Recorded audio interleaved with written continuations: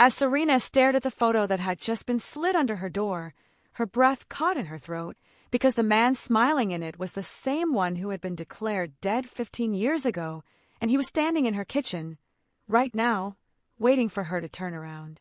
The worn linoleum floor of the diner caught the low light of the early evening sun, giving it a faded warmth that almost felt kind. Serena Vale had grown used to this place over the last 3 years, learning its rhythms, its familiar smells of brewed coffee and fried food, and the faint hum of the cooler in the back.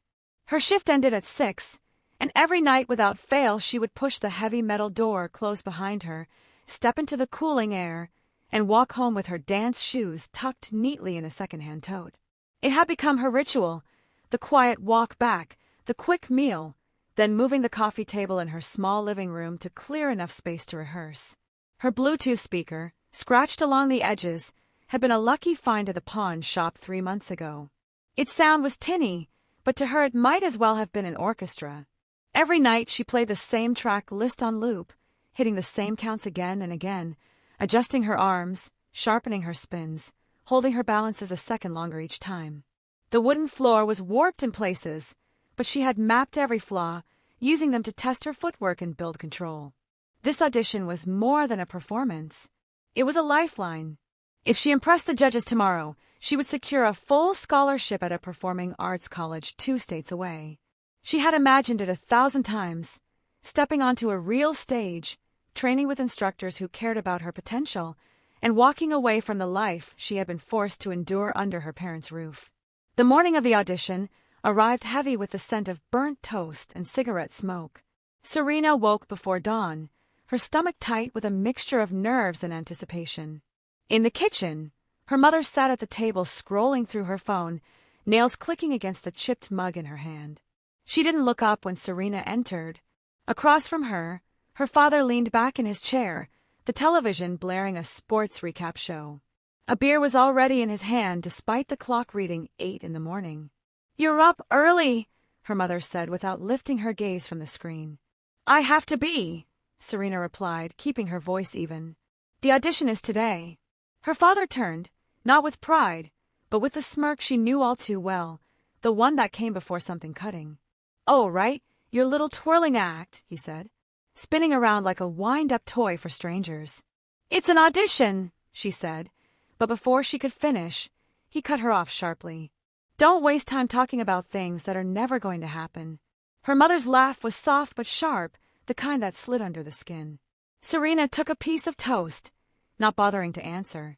She knew better than to argue. In her room, the dress hung on the closet door, midnight blue, knee-length, chiffon that moved like flowing water when she turned. She had bought it with tips she had hidden away, keeping it secret until now. She stepped into it carefully, smoothing the fabric before pulling her hair into a sleek bun. For a fleeting moment, looking in the mirror, she saw the version of herself she wanted to be, someone who belonged on a stage, who deserved to be seen. But stepping into the living room was a mistake.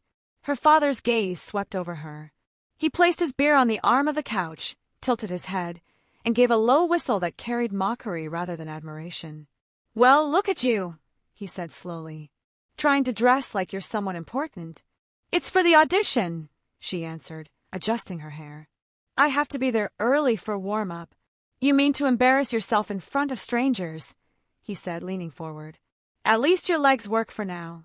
She didn't understand until she tried to walk past him. His boot slid out suddenly, knocking her legs from under her. Her right knee slammed into the floor with a sickening crack. Pain shot up her thigh, so sharp it made her gasp. She clung to the couch to steady herself, while he leaned back, grinning. "Now they match your life," he said. "Broken." Her mother didn't flinch, didn't ask if she was all right. She only sipped her coffee. "Maybe you can limp through your little show," her mother said. "They might give you pity points." The humiliation burned hotter than the pain. Without answering, Serena picked herself up, grabbed her bag, and left the house. Her knee ached with every step to the community center, the walk stretching longer than it ever had. Through the glass doors, she saw other dancers warming up, graceful bodies in leotards and warm-up jackets, their parents chatting in neat rows along the wall, holding flowers and cameras. She limped to the receptionist's desk. "Are you all right?" the woman asked. "Just tripped," Serena lied. Backstage was a flurry of sequins, hairspray, and muffled music. Her friend Delilah spotted her adjusting a makeshift wrap around her knee. What happened? Delilah whispered. Home, Serena said, and that was enough for Delilah to understand. She didn't ask more. When her name was finally called, Serena stepped into the light. The audience blurred before her, but in the back row she saw them. Her parents, unsmiling, her father with arms crossed, her mother scrolling on her phone. The music began, and she moved. Every spin sent pain through her knee, but she pressed on, refusing to give them the satisfaction of seeing her falter. Halfway through, a sharp surge nearly made her lose balance. A collective gasp came from the audience. She steadied herself and finished with as much grace as she could muster. The applause was louder than expected, even bringing some to their feet. She bowed, swallowing the ache in her throat, until her father's voice cut through. Guess the limp was part of the act, he said loudly enough for others to hear. A few audience members turned toward him. Her mother laughed, shaking her head. Serena held her bow and walked off stage without looking back. In the dressing room, she sat before the mirror, sweat on her brow, lipstick smudged. She didn't see a failure staring back. She saw someone who had survived. A tall woman with silver hair entered, clipboard in hand. You have beautiful technique, she said, but I can see you were in pain. If you'd like, I can arrange a private audition. Serena managed a thank you, her voice tight. She took the card the woman offered. Outside, her parents were waiting. Well, her father said, guess you proved me wrong. You can still dance on a busted leg. Not well, but still. Her mother smirked. Good thing you don't have to worry about that college now. Saves us all trouble. Something shifted inside Serena in that moment. This wasn't about dancing to them. It was about keeping her small, dependent, and under their control. She slid into the back seat, her mind already working on a plan. One that would not only get her out, but ensure they would have to watch her succeed from a distance they could never close.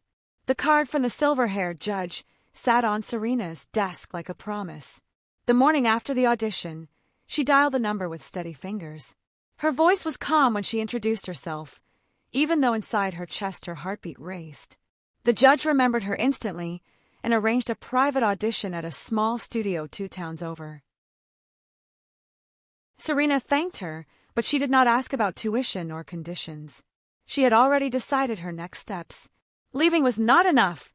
She needed them to know she had walked away stronger than they could ever make her feel weak. Over the next weeks, Serena perfected the art of becoming unreadable at home. She no longer flinched at her father's remarks or her mother's quiet barbs. At night, she began moving her belongings to her friend Leia's small apartment on the other side of town. Her dance costumes, her savings jar, even the framed childhood photo she had kept since she was 5, all disappeared piece by piece. Her parents never noticed.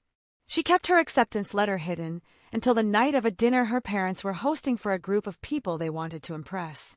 Serena dressed neatly and joined them at the table, her expression calm. Halfway through the meal, her father leaned back and smirked. So, are you done with that little hobby of yours, or should we get you fitted for a wheelchair? The table gave polite laughs, unsure how to react. Serena smiled slightly. I was accepted into a full scholarship program. I am moving next week. Silence fell. Her mother's smile cracked. A scholarship for you, she said slowly. They called me exceptional, Serena replied. I suppose they did not see the waste of time you have been talking about. She slid an envelope across the table. Inside was a copy of her acceptance letter and an invitation to her first national competition. Front row seats, she said. If you can afford them. Her father's jaw tightened. You think you are better than us now? Serena leaned forward. No, she said evenly. I know I am. She stood, thanked their guests, and walked out. That night, she went to Leia's. Her bags were already packed. The messages from her parents began with anger, shifted to guilt, then to silence. Serena ignored them all.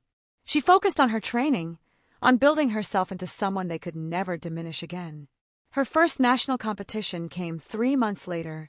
Serena's name was printed in bold on the program, and the arena was filled with hundreds of spectators.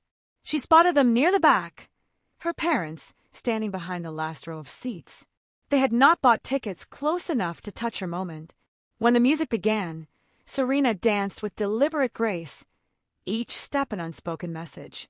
The applause, when she finished, was deafening, a standing ovation that seemed to last forever. She bowed without glancing toward the crowd, then turned her gaze directly to the back where they stood. Their faces were pale, their expressions tight. She rose from her bow and turned away, walking off stage without hesitation. In the weeks that followed, Serena began receiving messages from an unfamiliar number. At first, they were simple compliments about her performances. Then came the offers to meet, signed only with an initial, R. The messages were kind but carried an undertone of something she could not place. They spoke of her talent, her resilience, her ability to rise above her circumstances. One evening, curiosity outweighed caution. She replied, asking who I was. The answer came quickly. I am someone who has been watching your journey. Someone who knows what it is like to fight for every step forward. There was no name, but the conversation continued over days. Slowly, a picture began to form. Our claim to be an investor in the arts, someone who had supported dancers through scholarships and competitions. Yet there were details in the messages that unsettled her, references to things from her past she had never made public. One night, I sent a single line that made her skin prickle. I know what happened the morning of your audition. Serena froze, phone in hand. How? She typed back. No answer came for the rest of the night. The message from her lingered in Serena's mind for days.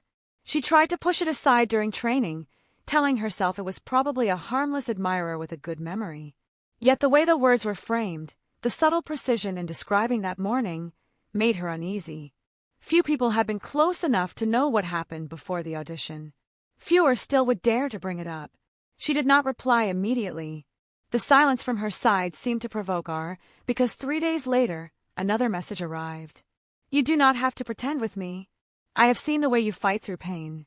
I respect that more than you realize. Serena stared at the text, her thumb hovering over the screen. Against her better judgment, she typed a short reply. Why are you watching me? The answer came almost instantly. Because I see in you what I lost in myself. You remind me of a time when I would not let anyone cage me. It was disarming in its honesty. Over the following weeks, R's messages became part of her evenings. They spoke about the discipline of dance, the toll it took on the body, the politics of the art world. Slowly, fragments of personal details slipped through. R claimed to be in their 30s, with a background in both business and performance. They never offered a full name, but their words carried a familiarity that pulled her in. Then came the night of the gala. Serena had been invited to perform a short piece as part of a charity fundraiser. The room was opulent, chandeliers glittering above polished marble floors. Guests in gowns and tailored suits sipped champagne as they moved between tables.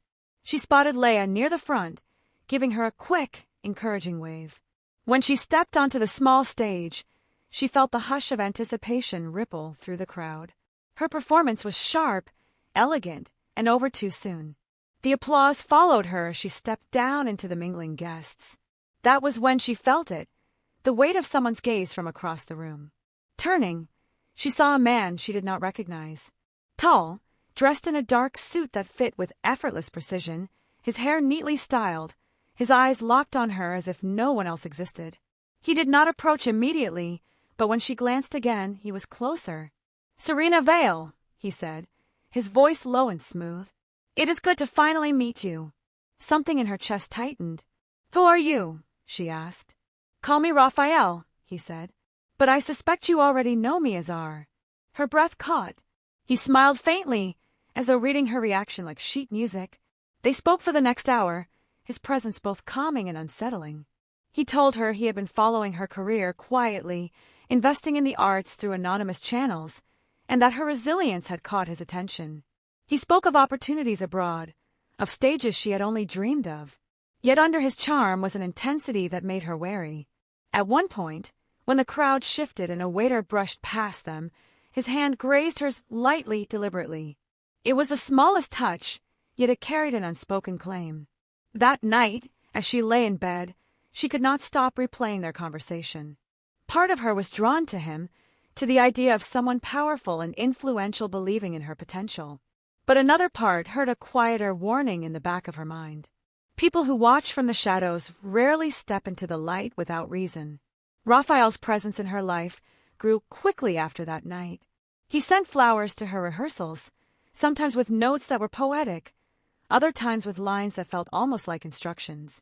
He began attending her performances, always seated where she could see him, his gaze never wavering.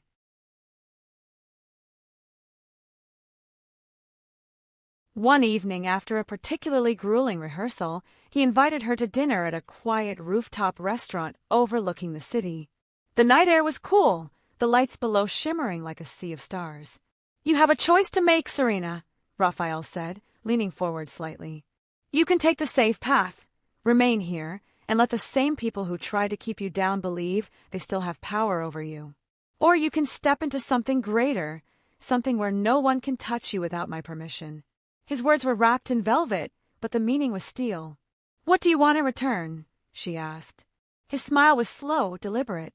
"Only that you trust me." Trust, she thought, was not something she gave easily.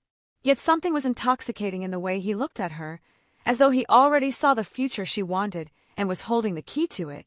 When she returned home that night, Leah was waiting in the living room. "Be careful with him," Leah said without preamble. "Men like that never invest without expecting a return." Serena nodded, but she did not tell her friend about the way her pulse had quickened when Raphael's hand brushed hers again at the restaurant, or the way his eyes seemed to promise both salvation and danger. 2 weeks later, she received a letter delivered by hand. The envelope was heavy, the paper thick. Inside was an invitation to an international dance competition in Paris, her name listed among the performers. At the bottom, in neat handwriting, was a single line: "This is only the beginning."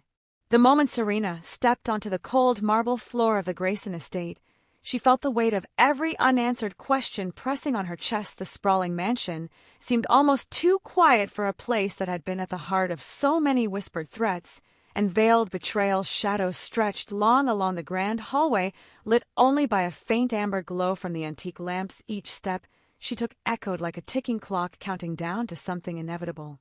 Ethan was already there, leaning against the mahogany banister, his expression unreadable for a man whose every calculated move had once charmed her into believing in a future together. He now stood as the embodiment of danger, and longing in equal measure. Serena's heart raced, not just from fear, but from the unshakable pull between them, a force that had been tested, broken, and reforged in the fires of betrayal.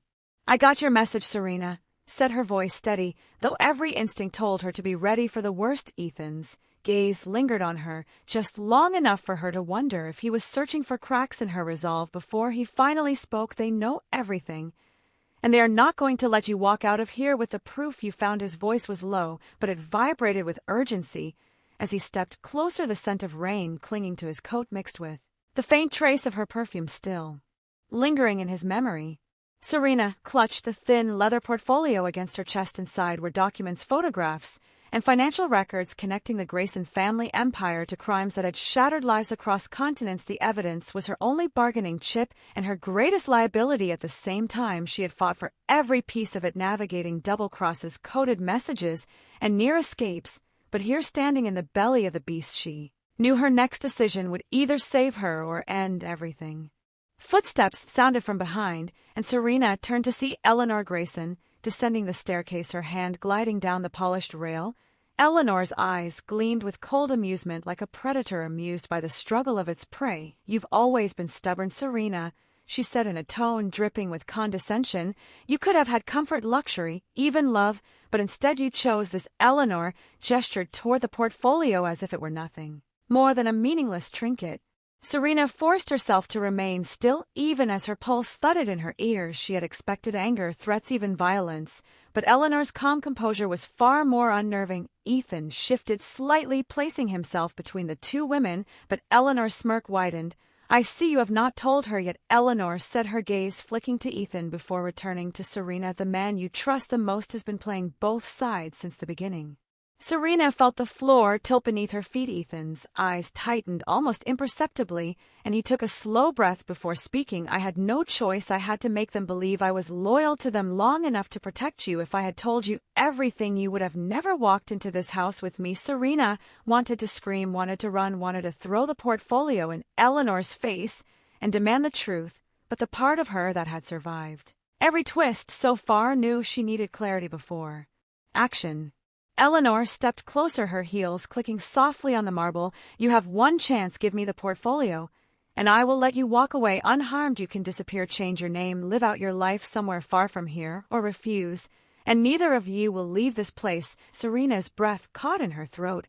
She looked at Ethan, searching for the man who had once whispered promises under starlit skies, the man who had risked himself for her more times than she could count, the man who might also have been her greatest deceiver. Outside, the wind howled through the trees, and the first drops of rain splattered against the tall windows. Serena could almost hear her heartbeat in the silence that followed. She tightened her grip on the portfolio, knowing the choice she made in the next few seconds would determine everything. She opened her mouth to speak, but before the words could leave her lips, the sound of a gun cocking cut through the air, sharp and final.